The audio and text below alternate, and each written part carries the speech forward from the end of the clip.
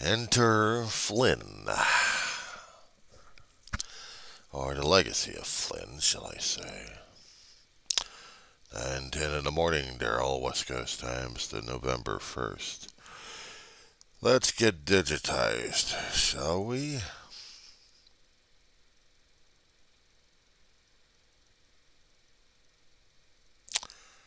So much for getting digitized.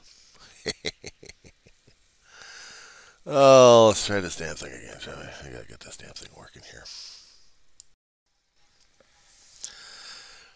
Here comes the pace and the pickup, my friend. Shall we talk about video game on the warrior level? Enter the Tron Legacy, dare if you do, user. So we dare get into the video games and get hooked up into them. Guess what? The grid is not what you had imagined, is it? I'd listen to soundtracks like this like crazy, I tell you. But playing the video games, they actually have their own music for the damn thing. It'll drive people nuts. So, while I'm going to get you off the grid for a bit, maddening and addicting, isn't it? Hell with it. But I did play the games when I got older and got into junior high. My brother and I had been to Castle Golf a few times. And in that place, I got introduced more and more to it. But it wasn't until I really got into my junior high years that I became more and more of an addict of the damn thing. You think Dig Dug was fun? Jesus. Sorry, Lord Almighty, but I had many games. Star Wars was the biggest game out there for a time, and then Tron came out there with the discs. And then Tron and Sark's voice. Oh my God, what a pain in the ass that was. Oh. And then the voice of that one. The soundtrack from the old movie, digitized to where you're hearing it all the time. And then you would hear Sark's laughter. Well, it wasn't until I was getting myself seated into a cockpit and looking down through the Y-wing or whatever vehicle I had and playing Star Wars. Worse than that, playing Star Wars Empire Strikes Back. Oh. I can't tell you how many times I had screwed up my damn grades over this addiction of video game. Of course, I can tell you about it. My grades suffered a great deal. I was trying to escape Daryl. I was trying to run away.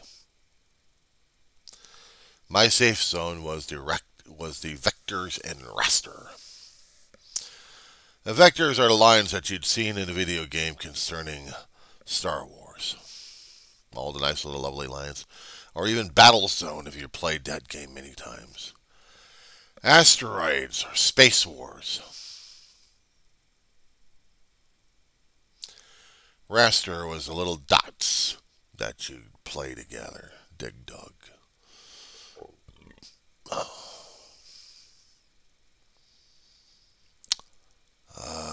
me see. Joust.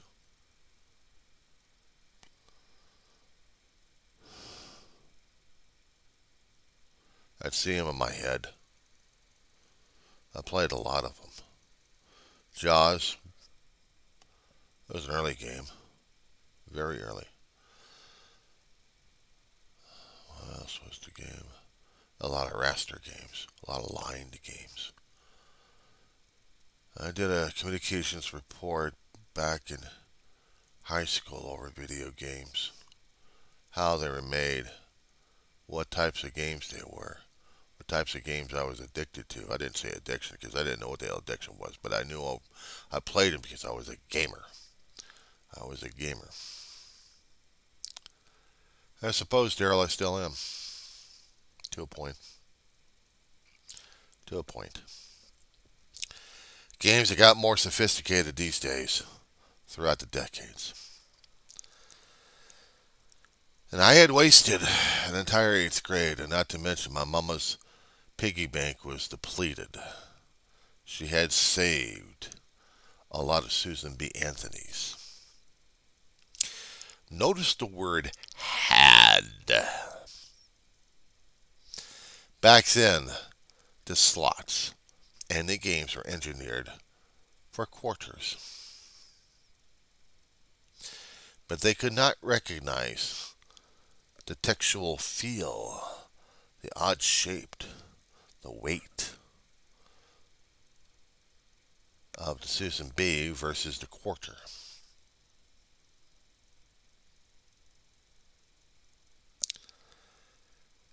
I didn't realize. And boy, did I get my ass reamed on this one. Oh my God, I got killed on this one. Got put through internal purgatory while living.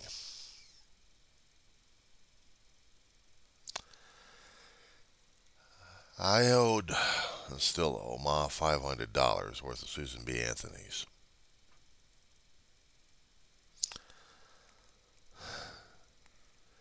I remember it now and still tell the story about it, much to my mother's eternal chagrin over this. This is not like a laugh, like, ha ha ha ha, I did that to her. This is like when I throw myself in the lake of fire and burn myself alive over it. Yeah, how about that one? Purgatory forever because I did that to myself, and I did that to her. I really screwed up during those days, Daryl. I was running away and I was trying to escape the shit that was happening at home. David came home from the Navy. He was already screwed up in the head.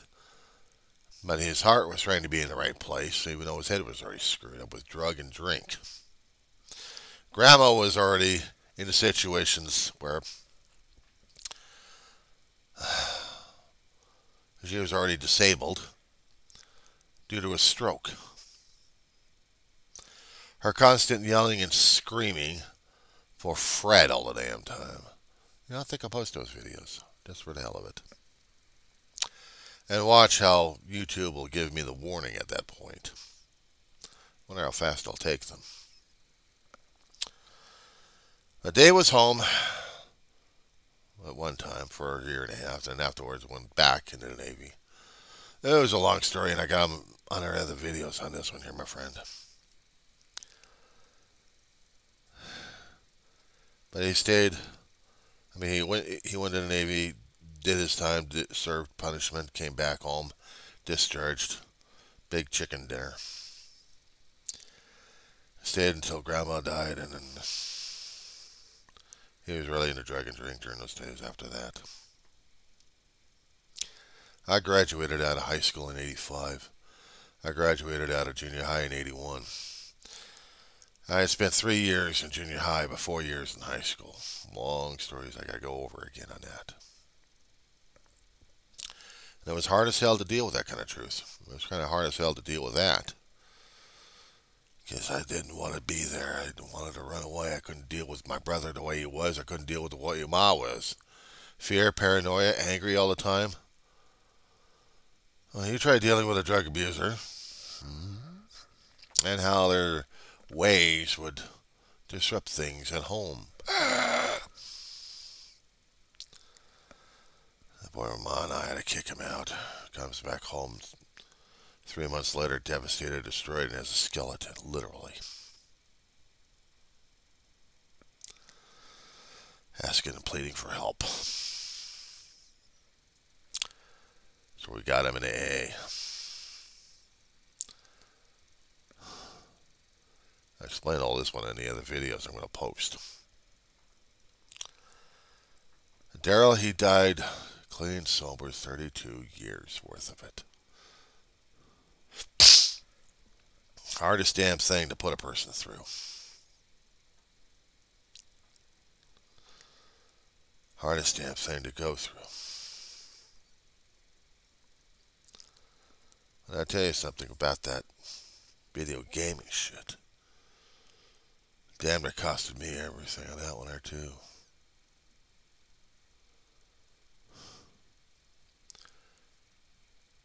I was supposed to be doing good in junior high, and I wasn't.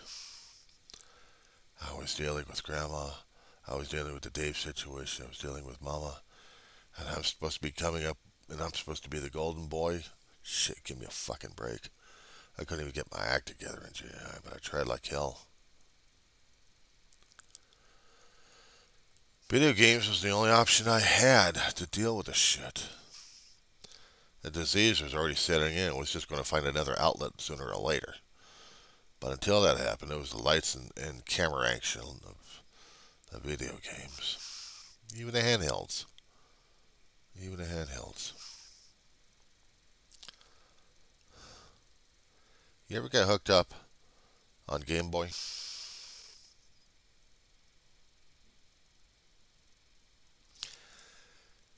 Late 80s, or was it 90 and 91, somewhere in that territory, you had Nintendo coming out with this monster. Handheld monster. That you could play with two hands still. Slide into smaller cartridges and battle it out. Tetris was my game. My thumbs were hurting over that damn game. I managed to wear out a hell of a lot of batteries too. That's a lot of double A's.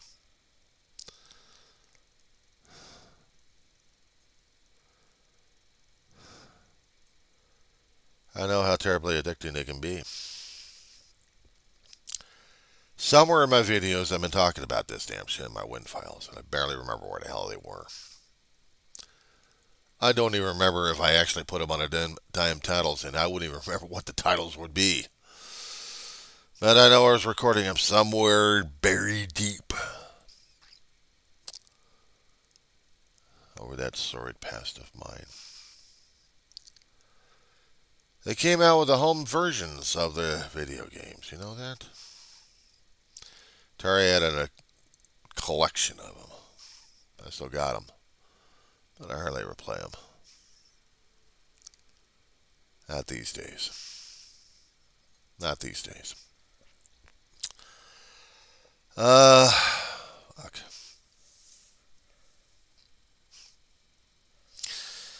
And the thing of it is, some of the games I actually kept. Star Wars came out with some of their collection. I collected a few of them. So did Activision doing Star Trek. A few of them I still got still. First person shooter or a tactical game. Actually both.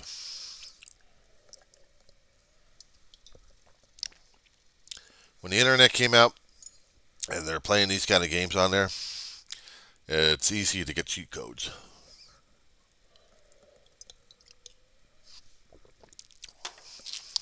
Find the cheat codes for the PC games and you're God, man. I'm a cheater. Let's put that on a record book. I cheat. But here's the thing. I don't cheat against anybody else. I cheat against the damn computer. I don't play with anybody else. I don't do multiplayer modes. I don't play well with others, unfortunately. I play the video games to beat the computer and be bored to death. I can rack up so much points when I know what I'm looking for in a game, and the game will try to switch things, but it's still programmed. It's still pre-programmed in certain areas. I can modify my own moves, do different tactics, and see how this game is still playing, and still kick its ass. Only if I'm really dead bored and desperate and I want to lose myself in a video game, just either for nostalgia or for addiction or both. It's Star Wars Battlefront 2. Electronic Arts version of the damn thing. Back in the early 2000s. They got the God mode in there. You plug it in, and then your history and the same thing. You're playing like crazy. And that version was, I think, no, 2002. Later, 2000. I forgot what the fuck it was. Oh, I'll have to look that information up again. But it was. I could play the game on its own levels. Well, they had their own storylines. You played the storylines. There's no cheat codes. You just play with your skills, and you increase the skills every time you lose, to the point where you're actually building yourself up to the point where you're going to be kicking its ass. I went online to get the cheat codes for those games. I wanted to see the patterns that they had so I can get through it. Then after that, went over to the instant games. That's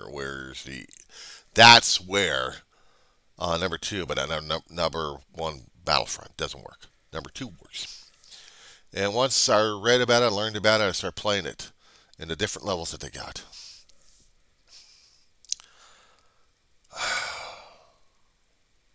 I select all of them. If I was going to be bored that day, I was going to be selecting a lot of them and throw everything else at me, and I'd be God. Sometimes I'll win, sometimes I'll lose. That's okay. I was bored to death and would kill my fingers on a keyboard and a mouse.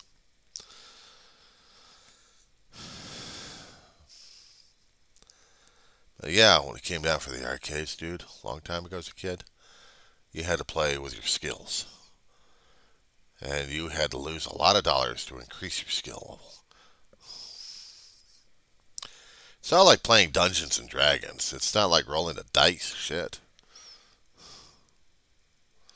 You had to play against other players. And then you had to roll the dice and had to deal with the roll of the dice. The video games. Escapism, but a trap. An expensive trap. And a lousy way of dealing with crap. The one place that was right by my junior high has already been shut down for a decade. Closed down already. Family Fun Arcade, they called it. You talk about purgatory? You talk about hell? Open it up, take a look. Castle Golf. Sherman Oaks Castle Golf on Sepulveda Boulevard, right by the 405 freeway.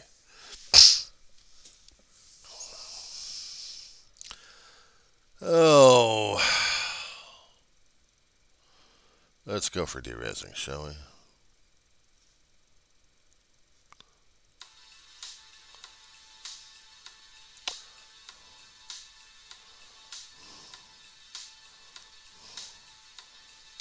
Boom, boom, bada, boom, boom, boom, bada, boom, boom, boom, boom, boom, boom, boom, boom, boom, boom, bada, boom, boom, boom, boom, boom.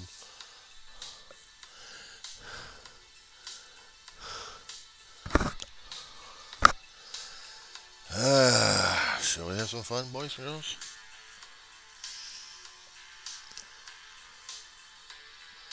There's the 5, there's 10, where's the 4? There she is. There she is. Alright. End of line, Daft Punk.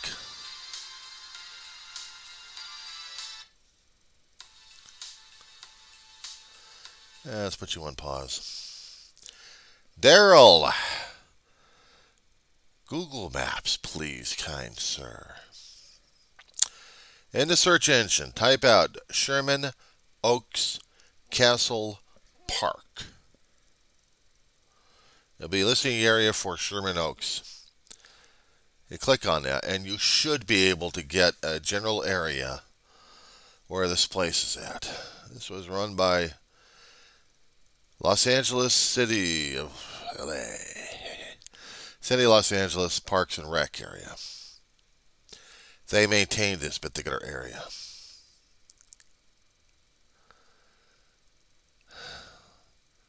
Games mutated and changed throughout the decades. Outside, you could play miniature golf. One time, baseballs, and actually they still have it there. Inside you can do foosball, you can do pinball, you can do computer games. It's supposed to be family fun. You go outside to do the 3 courses of miniature golf. There was always a catch doing 3 courses of miniature golf. You just didn't play the 18th hole until the 3rd course was played, and then you do the 18th hole. They got to get their balls back one way or another. There's a hell of a lot of balls floating around in that damn lake of theirs.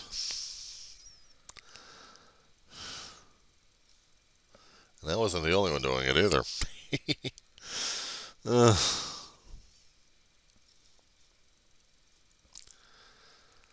My brother and I must have played that damn place so many damn times in our lifetime. And that was just fun. You see them color-coded. Each of them was their own course to deal with.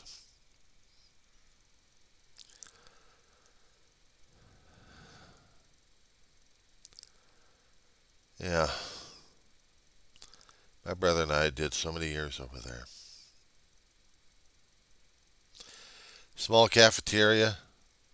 Actually, a snack bar. Fry you up some fries, get you some hot dogs. They didn't do burgers all that often. Hardly. But it was a place to get your gaming on. I used to work in that area. Scroll a little bit down. You're going to see some businesses in that area.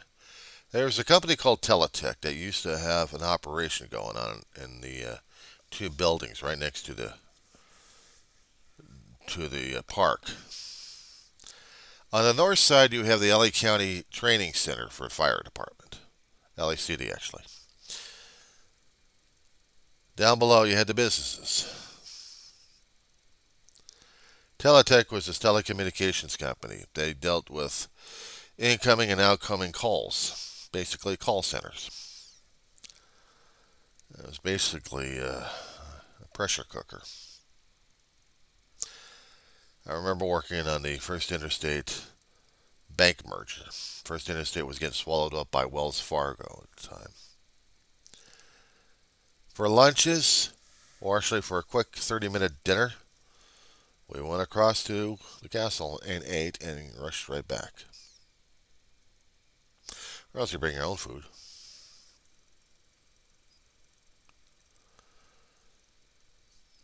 If you widen the shot more and more until you see the entire valley, keep it on layers. Or actually on, not on layers, but on terrain. Be better if you happen to put it on satellite, though. Just scroll it. You'll see a densely populated area. This was my home, Daryl. For 38 years, that was my home. Names will change a little bit in the areas. North Hollywood was my territory a little bit. Arleta, right by San Fernando area. Far west would have been the Granada Hills, right by the 118. Down below, Sepulveda I'll be living in. Race over towards Reseda, last neighborhood I lived in. And then up north to Antelope Valley.